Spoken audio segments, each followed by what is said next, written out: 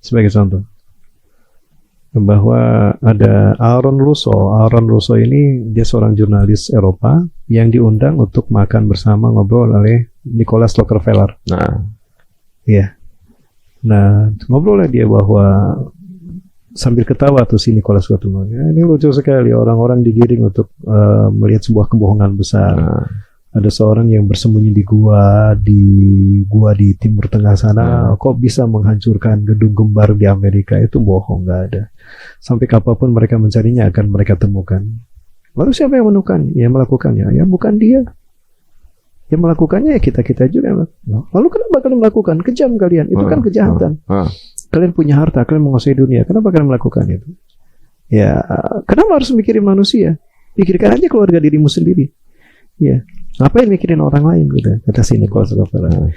Artinya dia mengatakan bahwa WTC itu dilakukan bukan oleh umat Islam, tapi oleh orang-orang mereka sendiri. Nah, kenapa saya katakan itu bahwa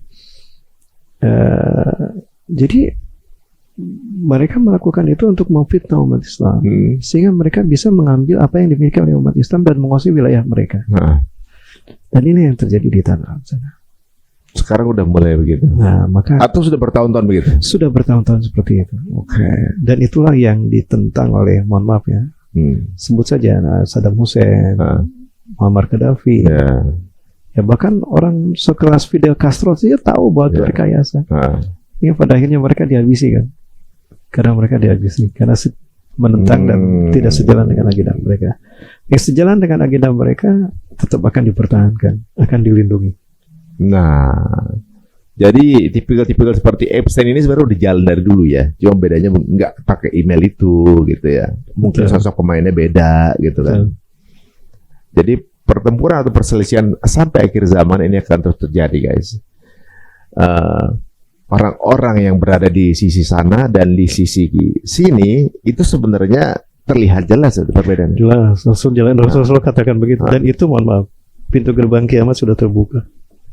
Cirinya itu ya. Rasulullah SAW sampai katakan begitu. Bena desa di pintu gerbang kiamat sinina khawadiatan akan muncul tahun-tahun penuh dengan tipu daya dan tipu muslihat menjelang kemunculan Imam Mahdi. Ya. Nah kalau misalnya di apa namanya untuk orang Israel sendiri ketika ada Imam Mahdi Israel udah nggak ada. Mereka sudah diceritakan oleh Rasulullah SAW. Perang terus berlanjut. Dan Allah meyakinkan Al-Mahdi dan kaum muslimin bahwa kemenangan ada di tangan mereka. Maka mereka bergerak sampai mengarah kepada tempat di mana Yahudi berada.